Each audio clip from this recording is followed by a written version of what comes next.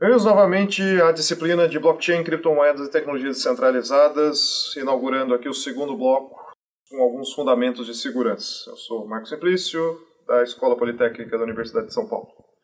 Vamos lá. O objetivo desta aula especificamente é discutir serviços básicos de segurança. São coisas que aparecem em absolutamente qualquer sistema computacional que são particularmente importantes dentro de um cenário distribuído, centralizado também. Os serviços que a gente vai discutir são disponibilidade, confidencialidade, integridade, autenticidade e retratabilidade. Isso não quer dizer que esses são os únicos serviços de segurança.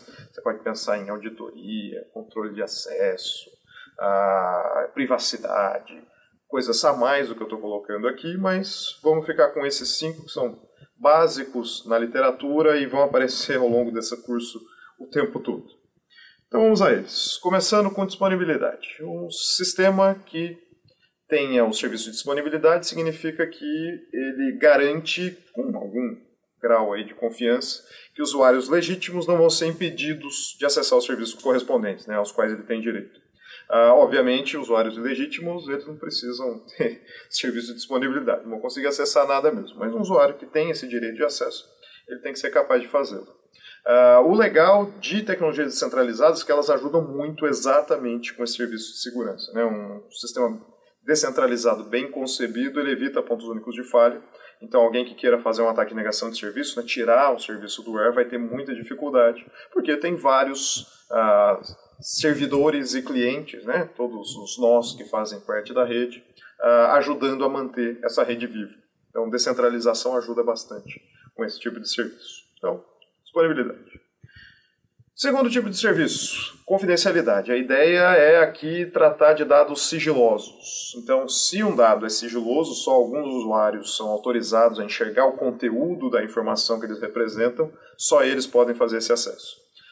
Usuários não autorizados, eles podem até enxergar os dados que estejam trafegando, né, os zeros e uns correspondentes, mas eles não conseguem interpretar esses zeros e uns com a informação que você quer passar. Então, por exemplo, uma senha passando protegida, né, com o serviço de confidencialidade da rede, alguém vai ver o pacote, né, isso é inevitável que alguém que tem acesso físico, por exemplo, a um roteador, consiga ver os zeros e uns passando ali, todos os pacotes internet, mas o conteúdo em si ele está protegido, né, a senha em si não pode ser interpretada a partir dos zeros e uns que foram capturados. E aqui tem é importante uma distinção, tá?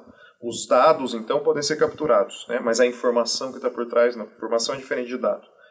Dado é simplesmente uma representação de uma informação. Eu estou falando de representações que não revelam a informação, exceto para os usuários que têm esse direito de acessar a informação. Então, normalmente, quando o pessoal fala criptografar dados, quer dizer exatamente isso, é dar sigilo aos dados, dar confidencialidade aos dados. Digamos, uma subcategoria dentro de confidencialidade é o que é chamado de privacidade. Quando eu estava falando no slide anterior sobre confidencialidade, eu estava pensando em não conseguir interpretar os dados. Isso não necessariamente é sempre suficiente. Muitas vezes eu quero sigilo também das entidades que estão se comunicando. Por exemplo, na internet, quando você está conversando com o seu banco, por exemplo, tem sigilo dos dados. Existe confidencialidade do seu extrato bancário, por exemplo, que você está obtendo do seu banco. Não tem exatamente sigilo. Qualquer pessoa consegue enxergar os endereços IPs que estão se comunicando e dá para saber que você está conversando com o seu banco, por exemplo. Então, privacidade é meio que um serviço extra, ele dá também confidencialidade para as entidades, né, para as identidades que estão se comunicando. É possível fazer, né, a gente vai discutir dentro dessa disciplina o Tor, então entendam como um serviço, digamos, extra, um plus. Em cima de confidencialidade, você pode ter as duas coisas, né? Confidencialidade apenas de dados, confidencialidade também de identidades. Nesse segundo caso, você tem privacidade. Então, não vou insistir muito aqui, exceto nos pontos que a gente vai tratando especificamente deste ponto de privacidade. Terceiro serviço, não subserviço. Integridade. Integridade é a sua capacidade de verificar que algo está errado. Houve uma alteração nos dados em algum momento. Você consegue ter certeza sobre a consistência dos dados. Que fique bem claro, não é possível impedir alguém de modificar dados enquanto eles estão operando na rede, né? Por mais que algumas tecnologias descentralizadas são ditas imutáveis, nada é imutável. Não existe isso. Se o dado está na minha máquina, ou se eu capturo ele na rede, eu posso mudá-lo. Não existe a capacidade de prevenção de modificação de dados. O que se tem de possibilidade é detectar que teve uma alteração. E nesse caso você pode rejeitar o dado alterado, né? Quando você não recebeu o dado íntegro, você rejeita todas as cópias inválidas correspondentes. E isso gera um certo conceito de mutabilidade, né? O dado foi criado com uma certa característica, se você tentar mudar, ninguém vai aceitá-lo. Aí você tem a imutabilidade. Mas, em princípio, o que existe de verdade com tecnologias descentralizadas é integridade, a capacidade de detecção de modificações e eventual rejeição dos dados que tiverem sido alterados. Então, terceiro serviço, integridade. Quarto serviço, autenticidade. Autenticidade é você conseguir saber com quem você está falando. Não no sentido, digamos, advogado, promotor, juiz da coisa, mas é você conseguir identificar o seu interlocutor durante toda a comunicação, né? Alguém começou a falar com você mandando pacotes para o seu serviço, você consegue verificar todos os pacotes que são daquela pessoa de fato, né, daquela máquina, não precisa ser uma pessoa necessariamente, em oposição a pacotes que foram enviados por um outro usuário. Pensa assim, quando você começou a conversar com o banco, né, abrir uma sessão para conversar com o banco, fazer extrato, fazer alguma operação, você não quer que uma outra pessoa aproveite que você está conversando e se passe por você e faça uma transação no seu lugar, né, provavelmente tirando o seu dinheiro. Então a ideia da autenticidade é exatamente permitir que o banco, nesse cenário, saiba quais são os pacotes legítimos seus e diferencie de alguém tentando se passar por você. Essa é a ideia por trás de autenticidade, a importância de manter também a verificação de autenticidade durante toda uma sessão de comunicação. E o último, irretratabilidade. Irretratabilidade você pode até enxergar como uma versão um pouco mais forte de autenticidade. A ideia é a seguinte, na autenticidade você sabe com quem você está falando, mas não necessariamente você consegue provar para um terceiro que esse alguém falou algo para você. Então, A fala para B algo, B sabe que foi A que falou, mas não necessariamente B consegue provar para C que A falou esse algo. Com irretratabilidade dá para fazer. O A, quando ele falar algo, ele não pode depois negar ter enviado esse documento, essa informação, essa mensagem para B. Então tem tudo a ver, também é conhecido na literatura como não repúdio, né? Enfim, a palavra repúdio é um pouquinho estranha, né? Porque em geral envolve algum tipo de asco, né, pessoal? Eu repudio isso que foi falado, enfim, não é exatamente esse sentido que aparece aqui, é muito mais, não falei, né? Então, irretratabilidade, estou retratando o que alguém disse que eu falei, não falei nada, e o caso aqui como é irretratabilidade, é não capacidade de dizer que algo que você falou, né, alguma mensagem que você enviou, dizer que você não enviou. Então, a ideia é, você não pode negar ter feito algo que você de fato tenha feito. Isso aqui tem tudo a ver com a assinatura digital, né? Normalmente quando você assina um documento, você está dizendo de forma irretratável que você concorda com aquilo, né? Um contrato, por exemplo. Então essa é a ideia por trás, é muito parecido com a ideia de assinatura.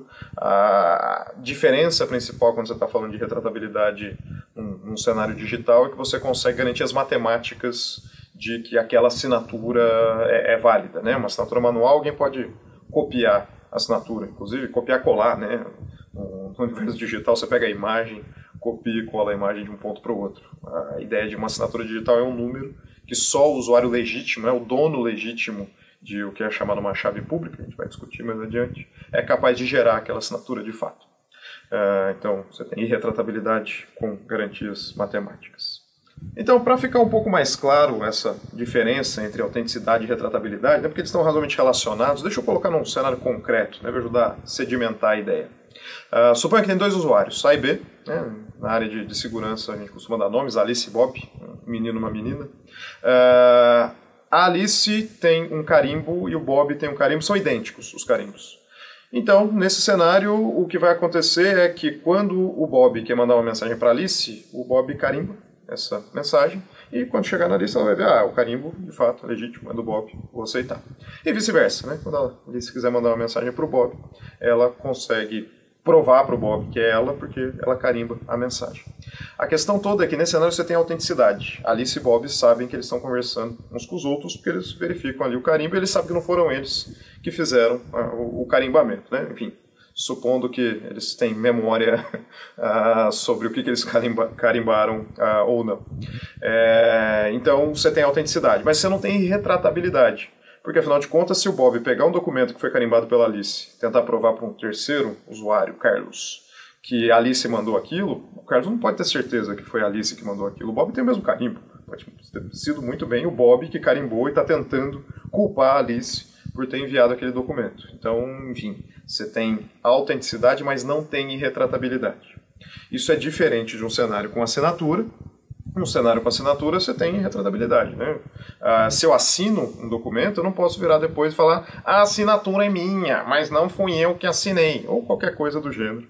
A assinatura feita, eu tenho garantias, digamos, de que fui eu que fiz, né? Então, no cenário em que, às vezes, tem um carimbo compartilhado, Alice assina e Bob assina, dá sim para o Bob mostrar para o Carlos, ó, isso aqui foi a Alice que me enviou, porque tem assinatura da Alice. Então essa é essencialmente a diferença entre autenticidade e retratabilidade, né, pensando num cenário concreto. Isso é importante porque isso influencia o tipo de algoritmo que é utilizado nos cenários em que você precisa de um serviço ou de outro.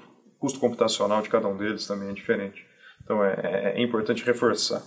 Se esses serviços estão bem entendidos, vamos a um quiz. Vamos fazer alguns cenários aqui de ataque e tentar discutir o que precisa de serviço de segurança para evitar que o atacante tenha sucesso na sua tentativa de violar um serviço de segurança. Então vamos lá. Primeiro cenário, interceptação. Tem uma origem, conversando com o destino, tranquilamente, e tem o filho da mãe no meio do caminho, que está tentando fazer escutas, está tentando extrair as informações que estão trafegando. Por exemplo, quer roubar uma senha. Como eu faço, que tipo de serviço de segurança, né, dos 5 que a gente discutiu até aqui, eu preciso para evitar que isso aqui aconteça. Então temos disponibilidade, confidencialidade, integridade, autenticidade e retratabilidade. Pensa aqui qual deles ou quais deles, né, pode ser uma combinação, eu preciso para evitar que esse ataque se concretize. Sugiro pausar o vídeo e dizer, pensar um pouquinho e a resposta vem logo na sequência. Se você falou confidencialidade, você está no caminho certo. No final das contas, o intruso que ele vai conseguir fazer é pegar os dados, né? Os zeros e uns trafegando não dá para impedir. Está no roteador, nem é você que controla o roteador. Os zeros e uns vão ser necessariamente observados. Mas, se tiver um serviço de confidencialidade por trás, interpretar esses zeros e uns como a informação, né, como a senha que eles representam para os usuários legítimos, vai ser inviável para o intruso. Então, confidencialidade resolve esse tipo de ataque. Segundo, esse é fácil. Temos aqui um ataque de interrupção. A origem está tentando mandar os dados para o destino, tem um filho da mãe no meio do caminho que está jogando fora os dados, né? Invadiu o roteador, desligou o roteador, não está mais conseguindo ter uma comunicação entre a origem e o destino. Qual ou quais dos 5 serviços de segurança são necessários para evitar que isso aqui aconteça?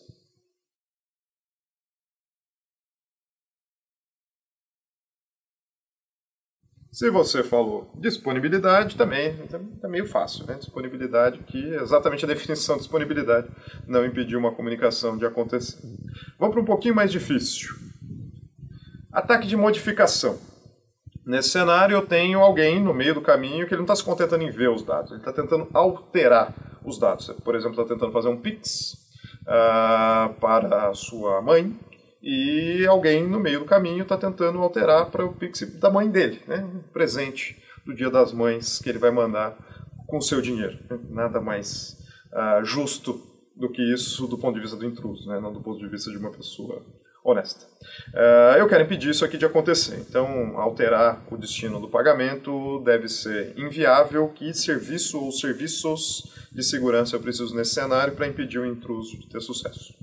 Sugiro pausar o vídeo, pensar um pouquinho, resposta na sequência.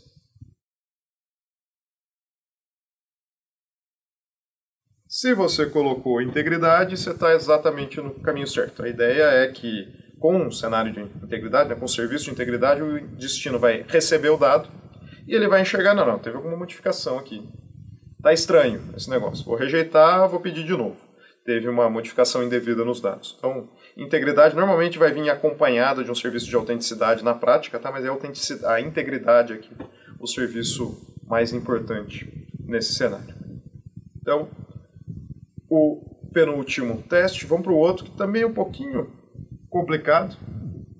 Agora o intruso não está mais esperando você mandar o dado. Não, é muito trabalho. Vou mandar eu mesmo. O intruso está tentando personificar a origem, simplesmente mandando para o destino um pedido. Aí ele forjou uma mensagem, por exemplo, uma ordem de pagamento falsa, e o destino, de alguma forma, tem que saber que não veio da origem de fato. Né? Ele pode concretizar essa ordem de pagamento.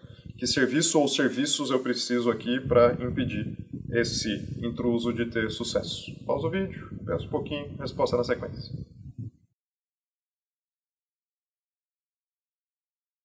Se você colocou autenticidade, é exatamente isso. A ideia toda é que agora o destino sabe que ele não está falando com a origem, então ele consegue identificar com quem ele está falando, o destino sabe com quem ele está falando, portanto o ataque não se concretiza.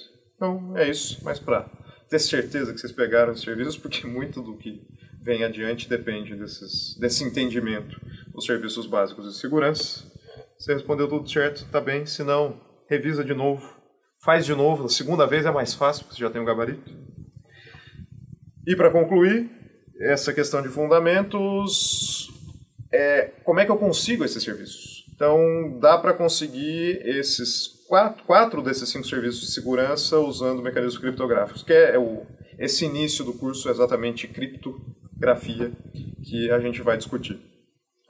Os 4 que dá para fazer, essencialmente com mecanismos criptográficos, são confidencialidade, integridade, autenticidade e retratabilidade. Não dá para fazer disponibilidade, mas não tem um enorme problema nessa disciplina, porque a gente está combinando esses 4 serviços com arquiteturas descentralizadas, cujo objetivo é exatamente dar disponibilidade. Então, é um par quase perfeito. Juntar peer-to-peer com criptografia, você consegue os 5 serviços de segurança, desde, obviamente, que o sistema seja bem concebido. Então, estamos bem aqui de como fazer os 5 serviços que a gente discutiu até aqui.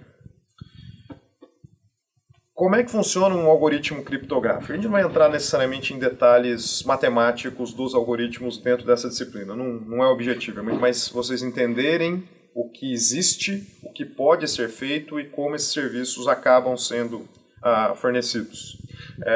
Então, alguns fundamentos aqui, antes da gente chegar no conteúdo específico dos algoritmos. Existem 2 grandes famílias de algoritmos criptográficos.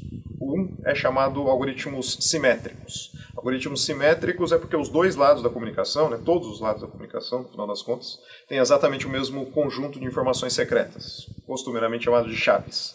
Então, o caso não tem uma assimetria entre os diferentes usuários. Todos eles têm a mesma quantidade de informação secreta. Inclusive, isso inclui algoritmos que não têm nenhum tipo de informação secreta envolvida. Né? Função de hash, a gente chegou a mencionar anteriormente, não tem chave em nenhum momento. A gente vai ver também o funcionamento. Não tem chave envolvida, mas é simétrico, porque os 2 lados têm exatamente a mesma quantidade de informação secreta. No caso, nenhuma, mas mero acaso, os 2 lados têm exatamente a mesma quantidade de informação, portanto, algoritmo simétrico.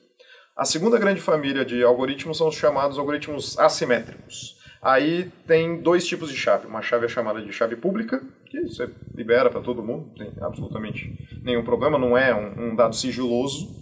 E associado a essa chave pública existe uma informação secreta que é chamada de chave privada. A chave privada é secreta, você não pode revelar para todo mundo. E o objetivo, né, a parte divertida dessas 2 chaves é o que você faz com uma, você consegue desfazer com a outra. Então elas são complementares. E aí dá para fazer umas coisas interessantes, alguns serviços que inclusive não dá para fazer com algoritmos simétricos, dá para fazer com algoritmos assimétricos. Contanto que um sistema seja bem projetado, esses algoritmos, essa combinação de algoritmos simétricos e assimétricos, costuma ser a parte mais forte do sistema. Então é exatamente por isso que é tão importante entender isso num cenário de descentralização, porque é o que dá garantias a despeito da não confiança nos usuários que fazem parte do sistema. A questão toda você não precisa confiar nos usuários que podem sim ser maliciosos, você confia na matemática que está por trás. E a matemática é traduzida aqui como mecanismos criptográficos. Então, entender isso é a base para entender algoritmos, sistemas descentralizados robustos, de fato. Mas é a parte mais forte do sistema, mas de onde exatamente vem essa força? Assim?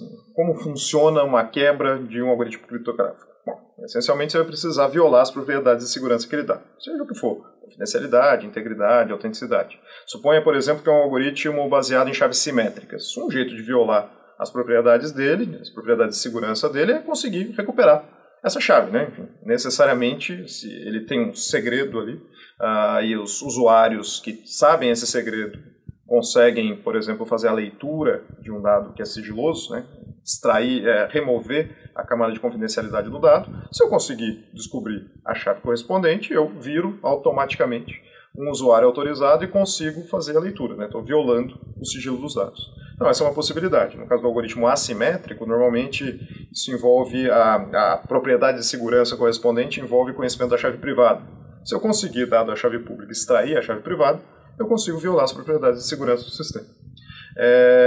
Acontece que, para algoritmos criptográficos modernos, é computacionalmente inviável fazer essa quebra. Mesmo testando as técnicas mais mirabolantes já inventadas pela humanidade, né, que é uma área conhecida como criptoanálise, e mesmo tendo uma quantidade enorme de poder computacional e tempo à disposição para usar esse poder computacional contra o algoritmo.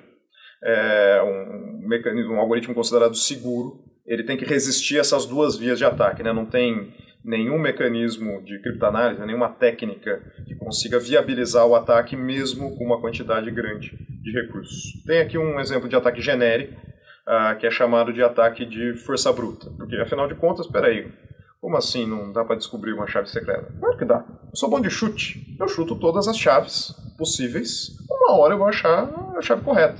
Não tem como não ter a capacidade de quebrar. E, de fato, isso é uma possibilidade, mas o custo computacional disso, tempo total para fazer isso, é grande quando se está falando de algoritmos modernos. Quão grande? Bom, pode fazer um cálculo aqui. Suponha que eu tenho chaves de 128 bits. Né? As chaves são 16 bytes ao todo, são 128 zeros e uns possíveis na chave. Eu conheço, né? Eu sou um usuário autorizado, o atacante está tentando descobrir esse bendito desse número. Existem ao todo 2 elevado a 128 possibilidades de chaves. Né? Então, cada bit pode ser 0 ou 1. Então, tem 2 possibilidades. Então, é 2 vezes 2 vezes 2 vezes 2 vezes 2, 128 vezes. Esse é o número total de possibilidades de chave que o atacante pode testar. Né? Ele pode ser bom de chute e bater na primeira, mas se ele tiver aí uma sorte mediana, ele vai ter que percorrer metade do espaço de chaves. Né? Em média, ele testa metade das chaves antes de achar a chave correta. Quanto tempo isso demora? Bom, vai depender do poder computacional do atacante. Vamos supor um atacante aqui bom. Tem bastante poder computacional. Tem da ordem de 1 milhão de supercomputadores. Cada um desses supercomputadores é capaz de realizar 1 petatestes por segundo de chave. Né? 10 a 15 chaves são testadas por segundo. Isso aqui é da ordem de umas 10 vezes o maior supercomputador que a humanidade tem. Okay? E eu estou comprando 1 milhão deles para dar para o atacante de presente. Estou muito generoso hoje. Vamos ver, com esta grande capacidade computacional, que, enfim, na boa, eu nem daria para atacante. Eu ia jogar algum jogo na resolução máxima se eu tivesse um computador desse. Na verdade, eu acho que a humanidade conseguiria jogar todos os jogos na resolução máxima com um computador desse. Com 1 milhão deles, mais ainda. Mas vamos usar para o mal. Vamos tentar fazer uma quebra de chaves e descobrir quanto tempo demoraria. Muito simples. O tempo total é o número de testes, né? 2 elevado a 128, dividido pelo número de computadores e o número de testes por segundo que esses computadores conseguem fazer, que eu chamei ali de capacidade. O resultado dessa conta vai dar o tempo em segundos para você conseguir realizar a quebra do algoritmo. Então vamos lá, 2 elevado a 128 dividido por 10 a sexta vezes 10 a 15. Aqui tem só um truquezinho matemático, só para facilitar a conta. 10 elevado a sexta é aproximadamente 2 elevado a 20. Né? 10 ao cubo dá 1000, é aproximadamente 2 elevado a 10, que é 1024. Então, só para facilitar, colocar tudo na mesma base, né? Base 2, eu tenho 2 elevado a 128, dividido por 2 elevado a 20, né? 10 a sexta dá 2 elevado a 20, e 10 a 15 dá 2 elevado a 50. E aí, está tudo na mesma base, é fácil, né? 2 elevado a 128, menos 20, menos 50. Né? Quando você faz a divisão, você pode subtrair os expoentes. Então, em meros 2 elevado a 58 segundos, você consegue, com essa capacidade computacional, descobrir uma chave de 128 bits via força bruta. Então, o que dá para fazer é pedir para um estagiário, faz um programinha aí que calcula várias chaves, né? bota para rodar nesse computador, vai tomar um cafezinho. Quando você voltar, 2 elevado a 58 segundos depois, tá ali a chave correspondente, pronto. Viola tudo que eu estou falando aqui sobre segurança de algoritmos criptográficos. Se você pausar o vídeo agora e for googlar um pouquinho qual que é o tempo correspondente a 2 elevado a 58 segundos, você vai ver que o café do estagiário vai esfriar nesse meio período. Na verdade, provavelmente o estagiário vai esfriar nesse meio período. Talvez até o universo esfrie nesse meio período, porque 2 elevado a 58 segundos é aproximadamente metade da idade do universo, calculada a partir do Big Bang. Tá? Se for pensar em Adão e Eva, provavelmente é menos tempo do que isso, mas datação de carbono e afins, a idade estimada é 2 elevado a 59 segundos. Então, honestamente, não dá para fazer. Não, mas você comprou poucos computadores. Vamos comprar 1 bilhão de supercomputadores. Maravilha. Em metade da idade do universo com 1 milhão, em 2 mil avos a idade do universo com 1 bilhão de supercomputadores com essa capacidade. Então, não dá. Assim, as garantias matemáticas que estão por trás, computacionais que estão por trás, é disso aqui que a gente está falando. Então, é exatamente disso que vem toda a segurança que se diz na internet, de uma forma ampla, quando se fala de criptomoedas em particular, é desse tipo de mecanismo que está se falando, né? A segurança que está por trás tem a ver com esse custo computacional de violar as propriedades de segurança do sistema. É essencialmente isso que tinha para esta primeira parte. Na sequência, a gente vai falar um pouco de como os algoritmos criptográficos permitem fazer esses 5 serviços de segurança, né? Esses 4 serviços de segurança. A disponibilidade é o objetivo do resto da disciplina, garantir resiliência a ataques num cenário distribuído. É isso por hoje, nos vemos na próxima.